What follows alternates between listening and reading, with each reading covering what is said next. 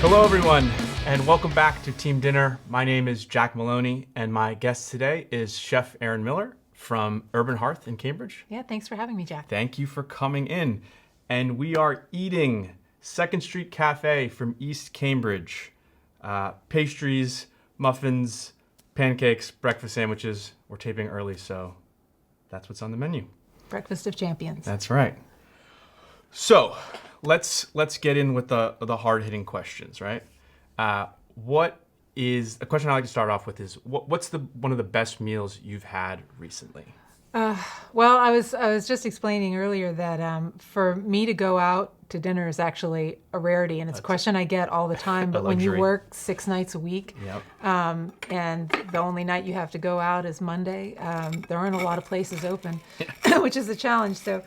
So when I think about the best meals that I've had, it's actually been on trips recently when I've done some traveling. And my husband and I love to go to Montreal. We try to spend as much time there as we can.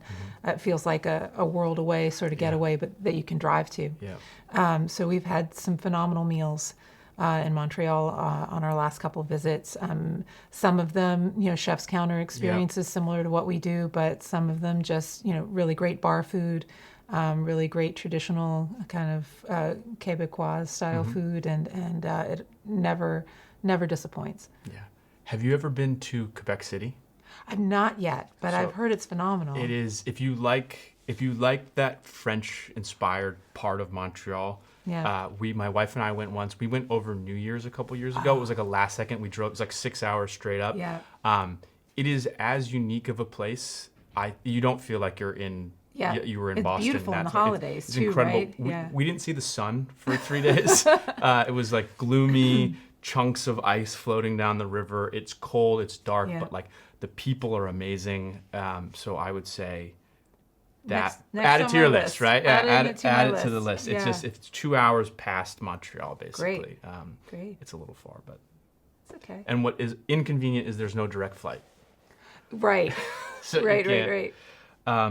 So I'd like to talk. I think you touched on it, and I think it's important because I know it's a big part of Urban Hearth is the chef's counter element of a restaurant, right?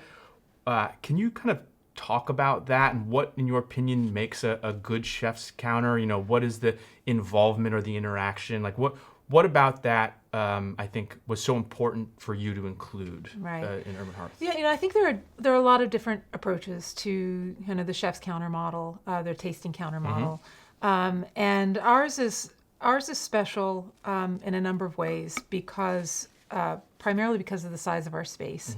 And the ethos of the restaurant. I built Urban Hearth as a space that was meant for socializing. It's really intimate. We only have 24 seats. It's a little storefront. When I built out the restaurant before the pandemic, the intention was that it would feel like kind of a New York restaurant where you're cheek to jowl and you've got to pull the table out to get into the seat.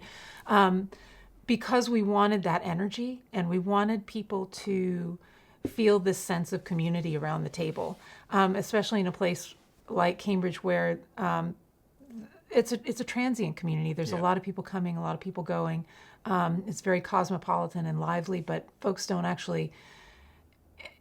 There isn't a lot of like roots here anymore for folks, and so building community around the table, having a place where people can go meet their neighbors, talk to them about what they're eating and maybe try it out. Like that sort of old school dining experience was really important to me. In fact, when I started the restaurant, the entire restaurant was tasting menu. I like to say that I was ahead of the curve because I had a communal table. Yeah. But in 2016, nobody really wanted to sit next to each other, I discovered. And then during the pandemic, nobody wanted to sit next to each other. So we don't have a communal table anymore. And we actually don't have, in the dining room, the prefix menu anymore. It was one of the other things that came out of the pandemic that was really transitional, really pivotal for me was that we started seeing folks coming in from our neighborhood. Before the pandemic, we were a destination restaurant. We were on their list for the birthday and the anniversary, and they were regulars, but we'd see them twice a year for those special occasions.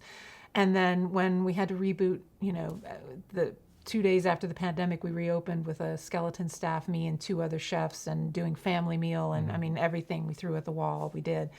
But we started like building connections with our neighborhood and with the folks that live there and this larger dining community that was so much more meaningful and so much more fulfilling and sustainable, I think, than what we were doing.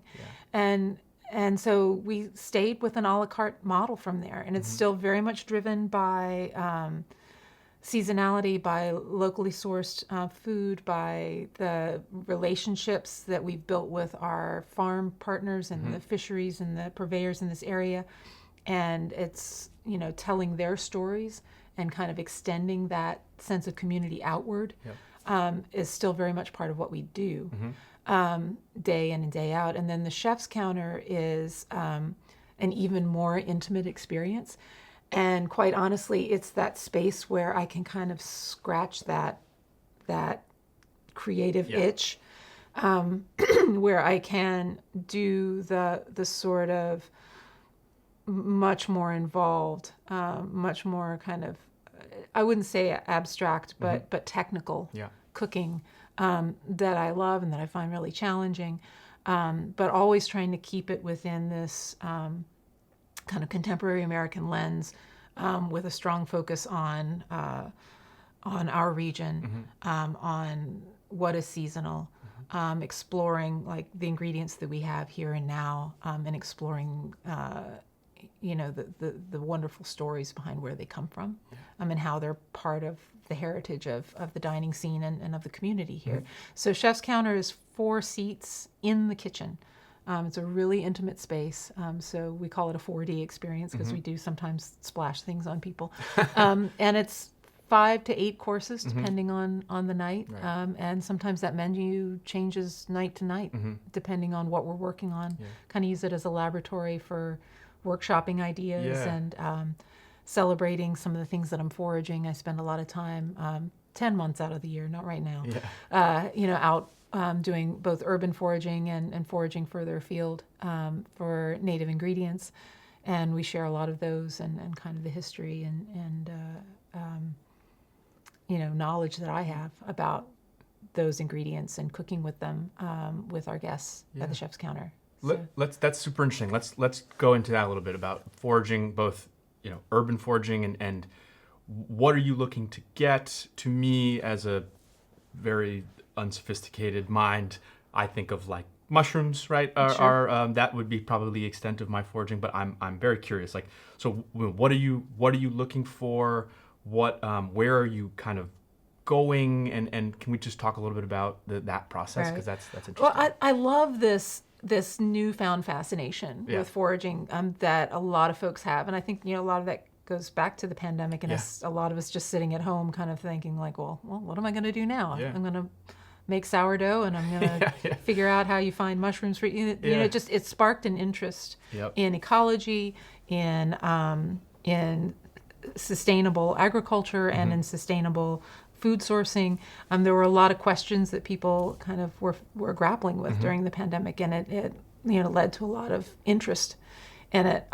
For me, foraging goes a lot further back. I grew up in the Blue Ridge Mountains of Virginia, where culturally, like living off the land is just something that people do as part of their heritage, but as part of like subsisting in some cases. So I had grandmothers who foraged and ate things from their yard, and had fruit trees and nut trees and all those things, and that was just always kind of part of the language of food that was familiar and comforting to me.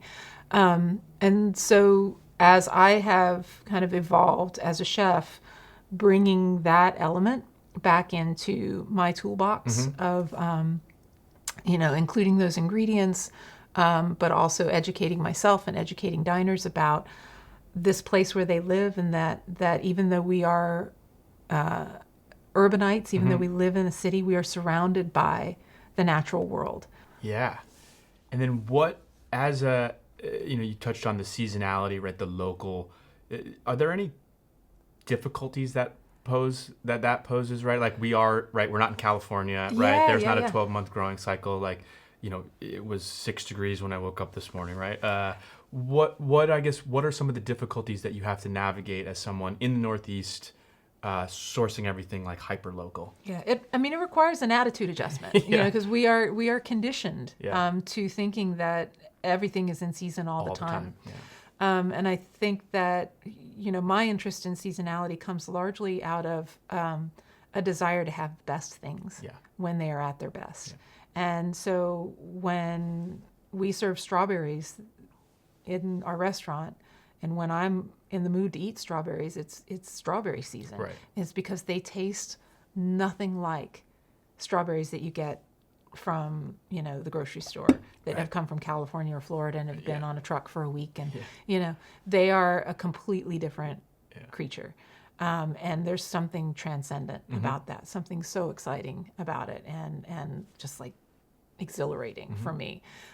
So I think that's a big part of my fascination and my passion for it. Is just like, it's amazing. It tastes so much better. Yeah. So that said, we're heading into the dark months of New England winter. And there's definitely some fatigue. There's some labor of like, I don't want to see another carrot. Right. Because when you're committed to being a farm to table restaurant, there's the abundance of October and in September, and it's the best time of year to cook. And then there's February when you've got to be a little bit more creative. But I think that leads to a lot of new ways of looking at food. So we start thinking about and the food cycle, like the calendar. Like I think about February and October. Yeah. We're putting things away. In fact, we're about to host our third year of the 100-mile dinner. We started 3 years ago, and this is where I partner with another chef. The past 2 years, it's been chefs who work in kind of the same sphere in farm-to-table restaurants. And we do a multi-course menu that's sourced completely within 100 miles of the restaurant. And it's in February for a reason, because it's like that's the hardest time to not just rely on storage crops. But the amazing thing is, this is a really dynamic, rich agricultural landscape in New England and the Boston metro area. There's so much going on that we can source, mushrooms. We can source cold frame vegetables. We can source greens and herbs and spices and all these things all through the year, and they're being grown locally here. We can get tomatoes from Maine year round from Backyard Farm. It's and they're really, really great hydroponic tomatoes. There's so much going on that people don't realize. You really can kind of have it all in New England if you just know how to tap into it. So the 100-mile dinner is a celebration of that, and an exploration of like, this doesn't have to be a 5-course carrot dinner, as much as we love carrots. What else can we do, and how can we make this as kind of an alive and bright and light and playful menu as we can? And so this year is like a big challenge. We are super psyched to partner with Chef Sung from Mahanayan in Brookline. We're going to do a Thai meets the U.S. South like hybrid menu. And I'm not sure they entirely know what they're getting into because we're going to have to source all those kind of Thai flavors from our region. But there are farmers that are growing ginger. There are farmers that are growing lemongrass. It's actually not going to be as hard as you might think. We get our citrus from a greenhouse in Princeton, New Jersey. We can get all kinds of wonderful things that are being grown right here. If you're looking at your kind of the sourcing you do, right? I think you're saying you go out and you source some stuff yourself, and then there's a number, you mentioned farms and fisheries and produce suppliers. What can you talk a little bit about what that experience is like for you? Because I imagine there are restaurants out there that have a couple suppliers, right? And it's the same, the menu's not changing, and it's the same people dropping off the same quantities, the same time every week. And that's for them, right? But for you, very different. And I guess you've dialed in. That's the big question. And there's there are a number of answers to that for a number of reasons.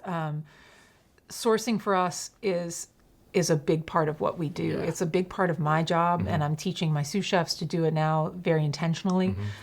We have relationships with probably, all told, 30 or 40 farms in New England. Some of them we source directly from. We go to the farmers market in Davis Square every Wednesday, and we see our friends from Kimball Fruit Farm. We see, several other farms that we go to regularly. And then we also source through a couple aggregators. One of them is a nonprofit out of Rhode Island called Farm Fresh Market Mobile. And it's basically an online farmers marketplace. And actually consumers can access it too, especially if you don't mind buying things by the case. Yeah. If you want to get a case of tomatoes at the end of the season, you can get wonderful pricing. But it's a way to connect farmers, throughout New England. To give them a platform to distribute to restaurants. And so the nonprofit takes over the ordering, they take over like the management and the administration of it, and they do the delivery, and they become kind of a central warehouse for all of those farms. But it connects us to this amazing community of not only vegetable farmers, but salt producers and charcuterie makers and apiaries and maple syrup folks. And it's like when I start planning a menu, I just start looking at like what's coming up, what's available from there. So that's a big part of what we do, managing those relationships, understanding who those farmers are, talking to them about what they plan to plant in the coming year will help us decide what we're going to plan for our menu in the coming months. You just made me think, have you ever, on your walk from your home to the office, have you ever foraged anything on that walk? Oh, every day. Really? Every day. Oh, that's amazing. Yeah, so I walk through, I always joke, don't tell Ranger Jean, because I walk through Fresh Pond to get, Oh, perfect. and so, I'm always picking flowers or picking, invasive species. There are a lot of invasive species, so that's another part of kind of foraging that's, I think, really critical to touch on is there are a lot of invasive species in our area. Coming up in the spring, one of the first plants that comes up is garlic mustard, and it is invasive to an extreme. Japanese knotweed is taking over everywhere. My house is right on the bike path that they just put through a couple years ago, and all the verges along the bike path are just covered with Japanese knotweed. I don't think my restaurant is going to make a big dent in eating up all the Japanese knotweed, but I pull as much of it out by the roots. I pull as much of the garlic mustard out by the roots as I can in the spring, and I bring it to the restaurant, not only because it has value as a food source, but also this is a wonderful message to share with our diners. It's like they had no idea that they bike past this or walk past it every day, and that not only is it edible and tasty, but it's actually putting pressure on the native species in our ecosystem, and making it harder and harder for them to thrive. So it's like one more level of connection, and kind of sense of responsibility that I'm able to share, as a player in this sphere. So that's cool. So, what does Japanese knotweed taste like? It tastes a lot like rhubarb, actually. So it looks like bamboo. Okay. But it's pink. So it's actually kind of beautiful. These beautiful like stalks come up, and that's when you harvest it. Once it gets a little bit older, it gets really reedy, like bamboo, and you can't do as much with it. It also, it's a little bit like okra in that when it gets cooked, it gets like kind of snotty. So like texturally, it's not something you want want to eat. So what we do with it is cook it to extract the color and the flavor, and then like make jams and confiture out of it. It makes this beautiful bubblegum pink jelly. That we've then used in savory applications and fresh applications. You can cold pickle it, and it makes a really lovely cold pickle, which is nice for our charcuterie boards and cheese boards and things. We use the small leaves in our, we started a couple years ago in the spring running a regular menu item that I'd wanted to do for years called the forager salad. and it is literally just a salad of the things that we're foraging. So it can change from day to day. Yeah. It'll have, the early berries that we're picking. It'll have a lot of wild greens in the beginning, the mustards, the lamb's quarter, which is a lot like spinach. It grows. It's a native species to the area and grows everywhere. So just kind of connecting people with those little things that they've tread on, Yeah. And they're like, oh wow, I had no idea that I could eat that, and it makes them, the next time they go out for their walk, they look at the land a little bit differently. Yeah. Right, and that's a really powerful thing to give people. Yeah. I think. I love that. Yeah. I think I mentioned I grew up. My grandparents live right near Fresh Pond. I've been around there 1,000 times. Would have never thought. You got to be careful. So I always tell people this. Right. Like, so urban foraging is no joke for a couple of reasons. There are a lot of dogs, and you do not want to forage where the dogs are going. Yeah. You have to choose your spaces carefully. But you also have to know the history of the land. Yeah. You have to know the history of these spaces, because just because it's a park now doesn't mean that it's always been a park. Right. Just because it's a community garden now doesn't mean it's always been a community garden. I was a member of the community garden on Sacramento Street for a number of years. And it's a beautiful place. I think it's the oldest community garden in Cambridge. But it used to be a house, and the house burned down. And the land was then given to the city to start the community gardens in the 70s. But that house, like so many old houses in Cambridge, had lead paint.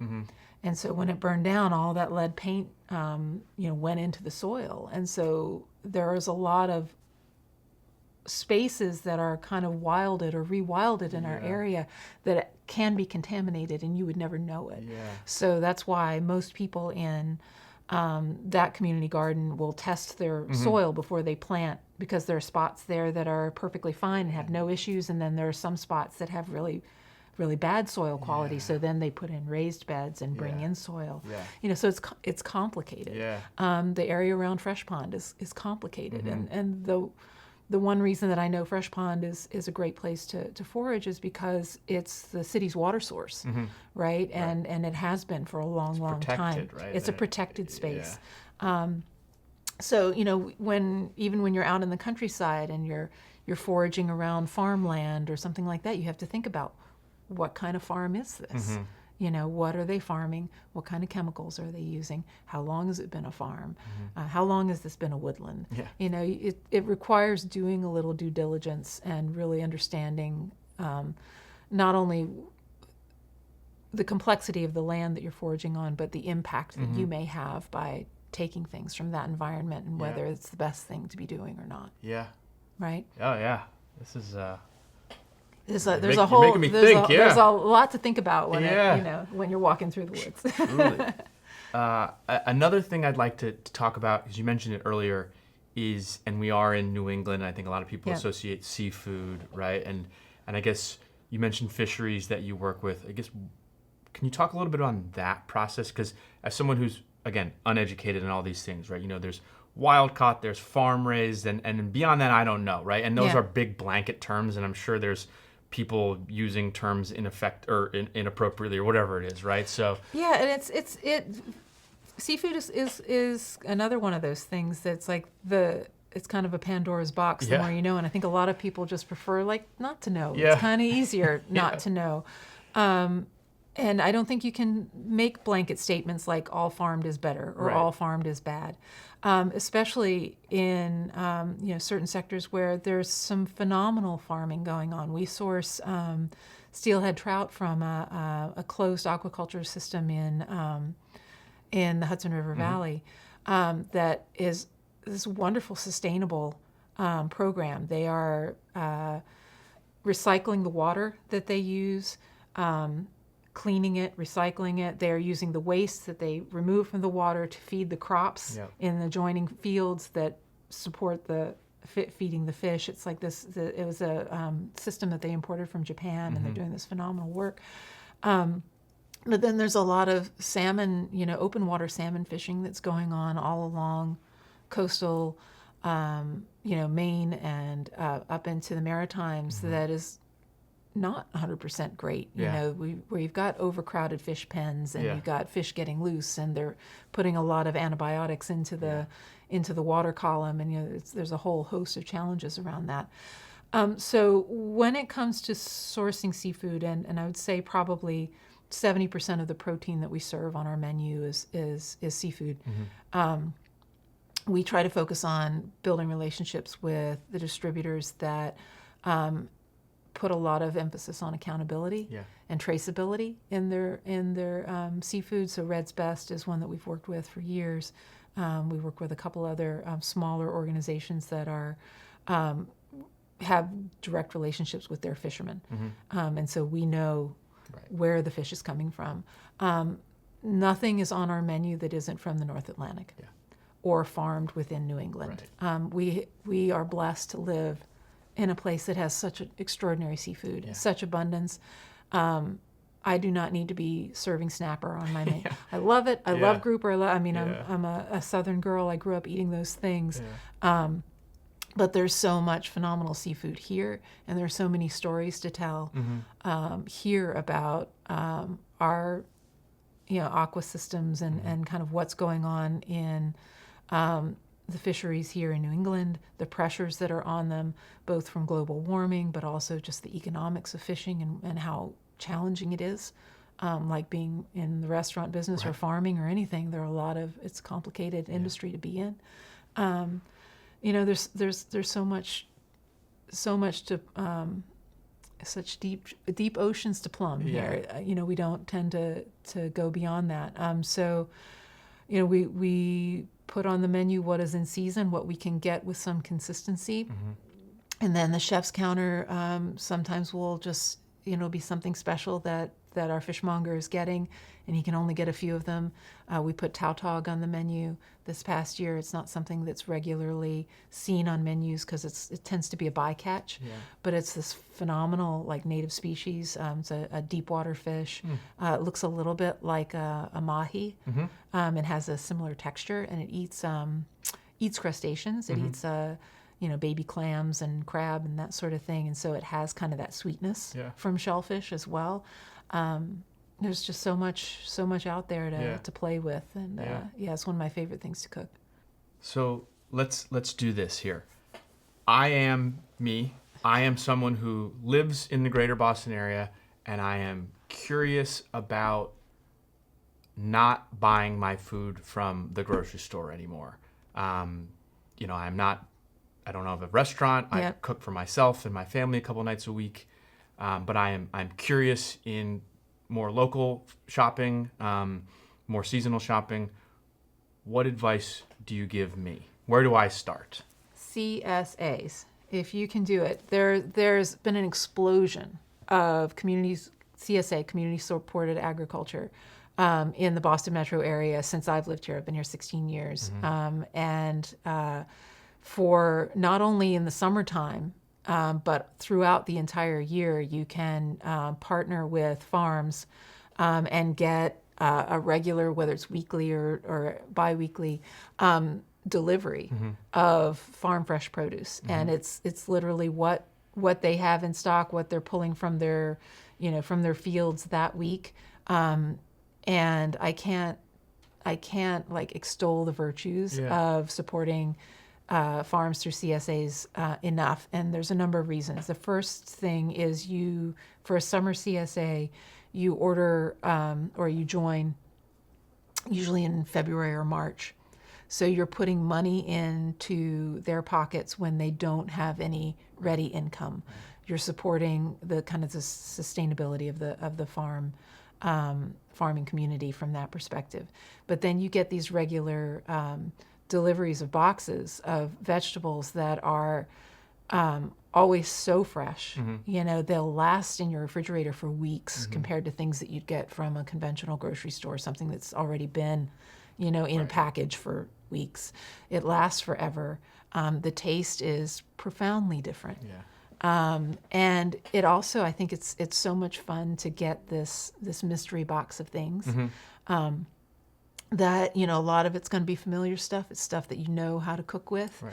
Some of it's going to blow your mind a little bit and be a little challenging. And some of it may be things that you don't even think you like. Yeah. But suddenly you're in a position where it's like, well, I guess I got to learn how to cook this kohlrabi. Yeah. You know, or these radishes or these things that aren't part of what I normally eat. Yeah. It's a great way of expanding diversifying our diet, but also diversifying our experience and our knowledge. And at the very least, you're going to meet some of your neighbors because you're going to say, I really can't eat any more radishes. Right. I think I'm going to go see if my neighbor needs some. Yeah. So there's a kind of a full circle community aspect to CSA support that goes beyond just the transaction of getting vegetables that I love. Yeah. I love. And what's so cool about New England is it's not just vegetables anymore. There are meat CSAs. Yeah. There are dairy CSAs. Like you can really get all of these things kind of a broad scope of things that that you would eat in your normal diet from locally sourced farms. Going to the farmers markets in Cambridge and Somerville alone, there's one every day of the week. Some of them there are two. Wow. Further afield, there's Belmont, Lexington. I mean, all of these communities have farmers markets. And kind of getting into a place where we shop on a scale that's more consistent with how we consume is a good place to be from a sustainability standpoint. What I mean by that is if you travel to Europe, the refrigerators are much smaller. Yeah. And when they shop, they're generally shopping for the week ahead. Right. They're buying the vegetables, the produce, the things that they're going to cook that week. And that's all they buy. And then they go back again and they get a little bit more. Whereas we have become so accustomed here to going to Costco. I mean, I love Costco as much as the next gal, but I don't need 5 pounds of lettuce because the chances of me throwing away a pound of that at least are pretty high. Yeah. And, kind of getting back in touch with what we actually need to consume and what is sustainable to consume, I think is a really good exercise for all of us to get in. And once you start connecting with these CSAs, you start to learn that there's more to it than just the kind of the environmental or social responsibility aspect. There's real benefit to it. The quality of what you're getting. There's value. Yeah. I think that's excellent advice. Making you excited. Yeah, you are. You are making me excited to look up CSAs, find my farmer. Actually, my wife goes to the farmer's market pretty consistently. So and there's the other side of it. Like a couple of the farms that we source from, one of them is Drumlin Farm in Lincoln. And when I tell people that, they're like, Drumlin Farm, I take my kids there for camp. Or it's like making that connection for people. It's like, oh, well, we've been going there forever, but I didn't know that they were sourcing to restaurants. And I was like, there's, they're part of your community too. And it's like, it's not, you already have these connections, right? They don't just make apple cider donuts They there. don't, exactly. They do other things. Yeah, there's other things going on. This is I'm trying to process all of this information. Yeah, I talk really fast. No, you're good. This is, a thing that it's funny, a thing that I have become conscious of recently is my own hypocrisy in like complaining. We were talking about Harvard Square earlier, right? I grew up running around Harvard Square, love Harvard Square. It's very different than it used to be, right? There's a bank on every corner, there's a CVS, there's a Starbucks, there's all these places that, while serve a purpose in a society, they shouldn't be the only things that are there, right? And I would complain about this, and then I would shop exclusively at places exactly like that, right? Yeah. And I was kind of come face to face with my own hypocrisy on that. And it's so tough, though. it is tough, It's right? tough. Yeah. But I think, a thing I've been mindful of and is reminding me of this conversation is like, I saw someone once talk about, how you can spend your money so it goes the least distance possible from your house, right? Yeah. When you shop at a chain restaurant that's headquartered in California, the workers there get some money, the manager gets some money, maybe it's a franchise, whatever it is. Yeah. It's some states, but like there is either, at the least 10 to 20% and at the most 90% of that dollar is going somewhere else, right? Yeah. And the money you work for, that's going elsewhere. And so I have been trying to be mindful in all things of how can I keep my dollar as close to my house as possible. Yeah. And I think people are becoming more and more conscious of it. Because I think we're seeing, and I keep going back to the pandemic, but I think we learned a lot of lessons. We were gifted a lot of lessons during that time. And one of them was that just because your favorite restaurant is there doesn't mean it's going to be there forever. Right. Just because your favorite store is there doesn't mean it's going to be there forever. And as consumers, we have a responsibility. If we want to see these things stay here, we have to support them. Yeah, exactly. It's a very simple mathematical equation. Yeah. I think that's right. My wife and I have this story. We were in Providence, Rhode Island a couple years ago, and I can't remember what we were down there for, but we were driving out of town and we popped into a little oyster bar. And we were sitting at the bar, and it was maybe 2 or 3 bartenders down this side, and there was only 2 seats left, and they were like, they're not the best seats, but they're all we have. Yeah. We sat, there was, and I can't remember, maybe I'll remember the name and I'll put it in the clip, but there was 2 guys, each had 4 burners, and they were right behind the bar, and they just had saucepans, right? And then regular pans, and they were it was perpetual motion. Oh my right? God. We didn't talk for like 20 minutes. We were like completely zoned out watching these 2 guys. They never stopped. The way they have the, this is all common to you, right? But with the washcloths in the hand, right? Yep. So the pans are hot and it's moving and everything. I was like, I couldn't, it was a surreal thing. And I've sat in chefs, at chefs' counters before. I've had a lot of experience. And there was something about this little bar in Providence, Rhode Island, and these 2 guys, they were cracking jokes, not talking a ton.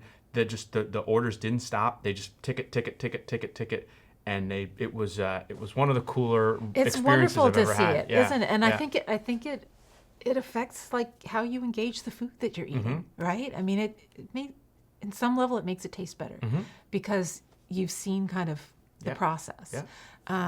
Yeah, I mean, it's one of my favorite experiences. We ordered food just to see them cooking. Yeah, because we saw we were gonna get the way they just it was all this like the sauces were on the back burners and the mussels were here and this and it was and I was like I want to get that now. And if you had been at the other end of the restaurant just looking at the menu, there were probably things you never would have ordered if you hadn't sat at that bar seeing what they were doing, right? And it's 3-4 years later, it's stuck in my mind. It's, one thing I always say to people when I'm talking about my restaurant, but about dining in general, is that when you're asked, what's the best restaurant experience you've ever had? I bet 9 times out of 10 people couldn't tell you what they ate. Yeah. But they can tell you how they felt. Yep. They remember who they were with. They remember where they were. They may even remember the light in the room and how they felt that day. But that sort of like visceral, impactful experience of being in a restaurant, communing around the table, I think is a singularly like amazing human experience. I agree. And it really has very little to do with the engineering of what's on the plate. I agree entirely. Right. It is call it what you want, the vibe, the ambiance, the company. Yeah. I agree entirely. I think it is, past a certain level, right? The food, whatever, it's very good to outstanding, but like if everything else comes into alignment. And that's the great leveler, right? It could be a clam shack on the side of the road on the Cape, or it could be, the equivalent of a Michelin star restaurant somewhere in Boston or Cambridge or Somerville. It's like that experience, regardless of what the food is, you can have that, at so many different kinds of places. And it's all about building that chemistry and building that kind of that intentionality into what we're doing. And those are the memories that stick. Yep. Absolutely. Those places, if you have them, you have to continue to go back to them, yes, right? and bring your friends. Yes, exactly. and continue to build that because absolutely. that is important. Yeah. All right. Amen. Well, amen. I think that is a lovely button, and I think if you're okay, we'll end with a couple just kind of silly questions meant to knock you out of your comfort zone. Oh dear. Okay. A lot of these we've touched on already. All right, why don't we start? I alluded to this before, but if you had people coming in from out of town, you had a night off, and you could go anywhere in around Greater Boston, Massachusetts. Is there a spot that you've kind of? I know. Listen, you're working. I know. I'm thinking. so I'm much. thinking. I'm It's thinking. a tough question, but is there a spot that you would think, oh, I have friends visiting. This is where I want to take Yeah. them. Well, it would probably be a progressive dinner. So we would go to Notch Brewery Yep. first. That's actually, my husband and I go every Sunday. Hi, Chris. We go every Sunday because it's our exercise because Yeah. we can walk there. Yeah, So it's yeah. like if you walk there, you get one beer. If you walk back, you get to have two. Two beers. But it's just such a great vibe there. You know, there's so many little restaurant spots and things that you can get, take out from. We love the energy at Notch. We love the beer so much. So we'd start there. And then maybe we would go try to kind of keep it local. We might go to Tallulah. It's a neighboring restaurant, good friend of ours, Connor Danahy, does a phenomenal job. He and his partner creating a wonderful atmosphere, really thoughtful food. So for a fine dining experience, nice experience while still being in a neighborhood restaurant. I think he strikes a great balance. So that's probably where I'd go. That's an excellent answer. I love that. All right, here's another one for you. I'm going to remove seafood because we've already talked about it, and I think it's a common answer. Do you think, or in your opinion, what is a type of cuisine that is done really well in Boston, Massachusetts, New England? What is you think a sort of subculture cuisine that is done well here? Well, I mean, I think when people ask me like where do you like to go, it's like I want to go to restaurants that are doing food that I don't do and that I can't really achieve at home because it's too involved. So, I think the Ethiopian and Eritrean community in Greater Cambridge and Somerville have some phenomenal restaurants, and their combination of flavor and texture, and the communal nature of the way that you eat in an Ethiopian restaurant. There's so much exciting things going on with that cuisine. There's also I love going out for Vietnamese or going out for ramen. Those are. I also have teenage boys, so that's like right in their sweet spot.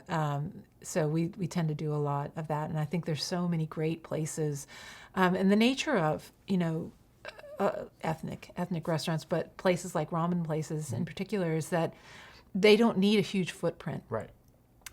They can do some phenomenal food in a very small space, and actually serve quite a few customers. Because the menu is, at its core, it's like one or two broths, and then it's just the components that go in the soup. So you see some just like really top-notch stuff coming out of these really, really small kitchens. It's really something else. And, given that, and this is something we were talking about earlier, given how challenging it is to run an independent restaurant in the Boston metro area, largely because of real estate costs, it's really prohibitive. It makes it hard for small restaurants to get started. It makes it hard for them to sustain themselves when you're paying so much in rent, if you can even find property at all. Right. To see these small restaurants and little storefronts, all over, not just, the metro, kind of the closer metro area, but going out to Medford, going out to, to Dorchester, going out to all these neighborhoods where there are communities of people that are building a restaurant scene there. That's some of the best stuff. Yeah. I mean, that's really, like, I could spend an entire day just wandering around, the quote unquote suburbs, eating myself sick. Yeah. I agree. I think, that's a question we ask people here a lot. And there's, I think the answer is, it's like one of my favorite questions because there are so many, I've uncovered from that question, Lowell has, I think, one of the best, it has like one of the biggest Cambodian populations outside of Cambodia, The food, the Cambodian food there is like really, Top really, notch. Like, really yeah. incredible. I live near Malden, right? There's a Yeah. lot, like some of the Chinese food there. I just went to District Kitchen recently. I haven't been there yet. It's. I thought it So was good. excellent. I also brought my friend whose mother is Chinese, and I was like, I'm not gonna say anything until he was like, oh, this is amazing. This is very authentic. I was like, okay, cool. Okay, Yeah, I thought it was like it. I thought it was good, but I wasn't gonna say anything. Yeah, yeah. And I think we someone recently talked about the Salvadorian and the Peruvian food in Yeah. East Boston and Chelsea. Yeah. And I just to I agree with you entirely that I think we people think of Boston food when they close their eyes. I think they're thinking of like downtown Boston to like through like the Back Bay and like the financial district, and like I think that's it, right? And I Yeah. think that is probably not high on the list for like Such where a the small microcosm right, of where- really of what. what's available if you're willing Yeah. to drive 10 or 20 minutes, right? I think you can find a lot of stuff. So Yeah. I think that's And that's part of the adventure. Yeah. I mean, for me, the connection with neighborhoods, the connection with communities is through Mm-hmm. their restaurants. And it always has been. And, the people who feed a community are the ones who are kind of at the heart Yes. of the beating heart of that community. Yes. And so if you go into a neighborhood or a town that you don't know, you look for the places where the locals are. Yep. You look for the restaurants that are busy. Yep. And those you're never going to be disappointed Yeah. with those meals, and the people watching will be great, and you'll make some connections there that gets back to that experience of eating and the memories that you create when you're eating out. I think That's right. that's all part of that. Yeah. Part of that. There's an Anthony Bourdain quote that I think of all the time. Not all the time. Every waking moment. You're gonna need some context. But there's a quote that he says that when I'm traveling, I think about, which is he thinks the best place to get to know anywhere you're traveling is to find where the locals are and get drunk with them, basically. Yeah. Some version of that. And I think that's right, Yeah. right? Is that if you could go visit some city, you're on vacation, if you have 5 nights and you eat at the 5 premier restaurants, a lot of times you're going to be sitting elbow to elbow with other tourists, right? Yeah. Other people visiting who are there for a limited amount of time. And like, it's incredibly important to not just eat at the places Get on off the the beaten Michelin path. website, Yeah. on Eater or whatever Yeah. aggregator you're using. I think it is like critically important to find a place where the people that do the living and the breathing in that community, Yeah. where are they? Yeah. And try and muscle your way in there for a couple of days. Go in places without signs. Yes. Like go in Yes. restaurants without big signs. Right. That's always a good. I Right. was in Barcelona several months ago, and there's actually kind of a lot of controversy around traveling to Barcelona right now because Yeah, it's they- become so over touristed, and it's really impacting the people that live there, which is so sad because it's an extraordinary city. It's an extraordinary city, and the people there are extraordinary, and the food is extraordinary, Yeah. and the culture is amazing. And what I chose to do, because I wanted to visit my son who's studying abroad, it's like, we're going to go, but we're not staying anywhere close to where the tourists are, and we're not Right. going, like, we didn't even go to the Sagrada Familia. Yeah. We didn't do any of that stuff. We didn't go to the main tourist market. We went to markets like way out in the burbs. And as a result, our experience, I think, was profoundly different from most people traveling there because, number one, when we went to the markets, the people actually talked to us. Yeah. And they were happy to see us. Yeah. And, they appreciated my very bad Spanish, and they thought it was so cool that I'm traveling with my, 19-year-old son. And Yeah. we sat and, drank kava at 11 o'clock in the morning and Yeah. ate ham. And I have the best memories of that. And I don't think I ever could have had that experience Right. following the guidebook. Yep. It's all about getting off the beaten path and Right. about engaging the people that live there. And I think wherever you travel, whether it's just around the Boston metro area or further afield, asking the people who live there Yeah. what is special about the food scene here, what is special about this place that you live, will yield far better results than any aggregator, any guidebook or anything else, or anything that I can tell you. I agree. Yeah. I agree entirely. And it's part of the joy. That's it. That's what it's all about. That's what it's all about. Yeah, absolutely. Well, Chef Erin, thank you so very you. much. Thank you Yeah. for coming in. Thank you for dining with us here. It was a pleasure, and we hope to cross paths with you again soon. Yeah, hope you'll come in and visit us and course. have the 4D experience. Yes, we'd love to splatter me, give me all over it. I'll bring a smock. There you go. All right. Sounds good. Thank All you. right, thank you.